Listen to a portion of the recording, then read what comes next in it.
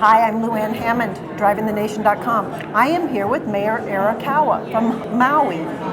Mayor Arakawa is in charge of 4 islands in Hawaii.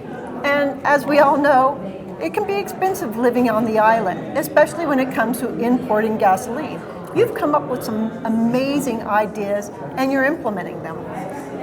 It's important to not only think of ideas, because until you start the implementation process, it's imaginary, it's not real. So we started working with Jumpstart Maui, Hitachi, Nissan, and NITO, the government agency from the Japanese government.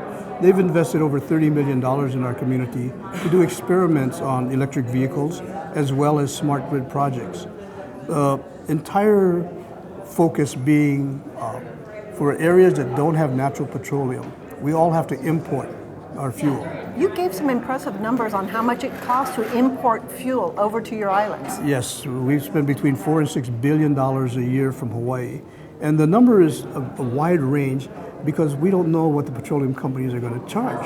I think that's the most important part because it's so variable. It could be because something happened in Saudi Arabia or That's Canada. Right. And it might be just because they feel like it. We're fighting against them instead of working with them. It's market driven. Yes. And it's whatever the market will bear. Right. So because we're a small user as the state of Hawaii, they charge us higher rates, and because they can. Now, by shifting to alternative energies, we're looking at an economic model. And if you go to Economics 101, in order to build a community's economic system, you either create more things that you can sell to outside sources to bring money into the community, or you stop buying things from outside and keep the money circulating within the community. Right. By stopping and creating our own alternative energy sources, we can literally cut off $4 to $6 billion worth of expenditure, which would be the largest economic increase in any industry that we could possibly You get a lot of money from tourists, but there are a lot of indigenous people in Maui and the other islands that you have that they don't have the kind of money that the tourists have, and they're spending, as you said, somewhere $300 to $400 a month on just electricity for their home. Yes. Then then charging for their car. Yeah. This is what you're looking at. I'm looking at the entire economic structure, and quite frankly, when you look at the cost of housing, not only in Hawaii but nationwide, you've seen a huge escalation in costs. Yes. Which means that the average family is taking a huge cut in their ability to be able to have expendable income. Right, disposable income is what we actually buy other products with. Right, so you can't buy food, you can't send your children to school, you cut back on clothing, you cut back on medical and dental health. If you can expand that money that you can spend yourself, then we help the communities. And the money that you keep within the community also has an exponential value. I buy from the grocery store buys from somebody else, they buy from somebody else, and that turnover is somewhere between 3 and 7 times, depending on the locale. Now, if we can stop $4 to $6 billion of income from leaving our community and being created in our community, we create jobs, we create the ability for people to have a higher quality of life. And I'll use myself as the example that I used. I think you used your wife as the example. I used my wife as part of the example. And it's actually all her fault that we're saving all this money. So I'm blaming her for doing the right thing, despite the fact that her husband resisted. She decided that we should be putting on a photovoltaic program because we're spending roughly $400 to $500 a month on electricity. It cut our electric bill down to a little over $20. And the cost of putting in the photovoltaic cells was about $25,000. Once we put them in, within about 5 years, with the government subsidies, we were able to pay back the entire amount.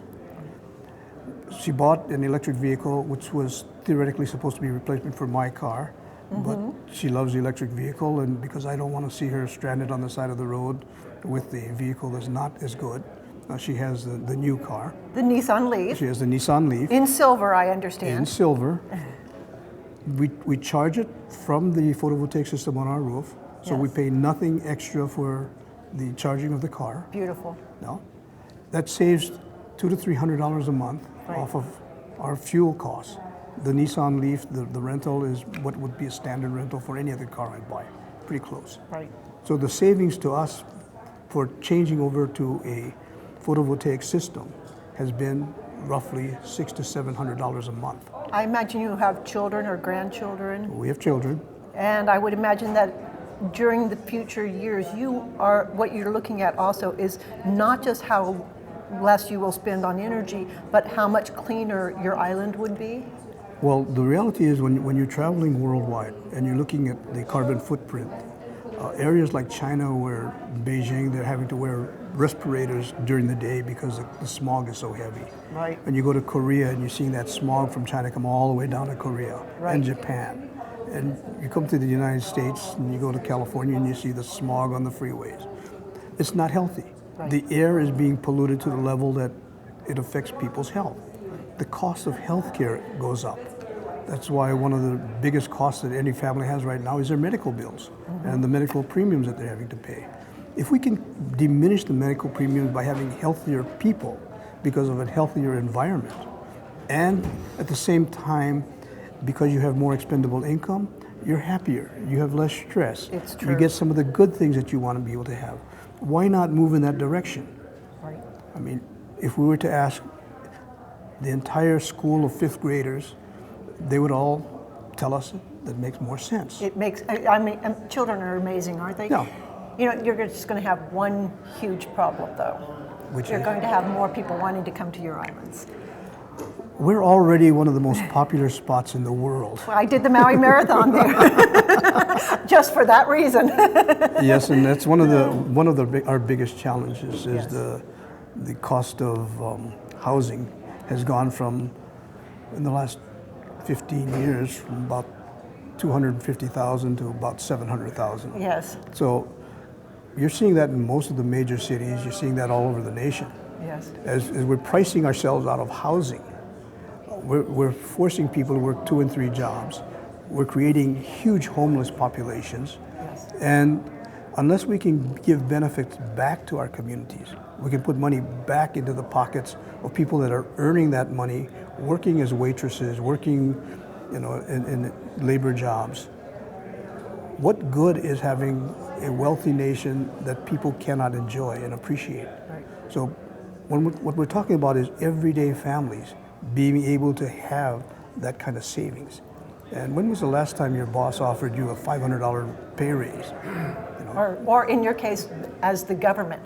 When was the mayor ever saying, take this money back and spend it on Hawaii? Mayor, thank you very much for your time. Well, thank you very much, and I hope that everybody does get the message. Despite the fact that we might be able to do petroleum now, in the long run, for the health of the nation, for the health of the world, for the health of every individual within the community, we need to go to alternative energies.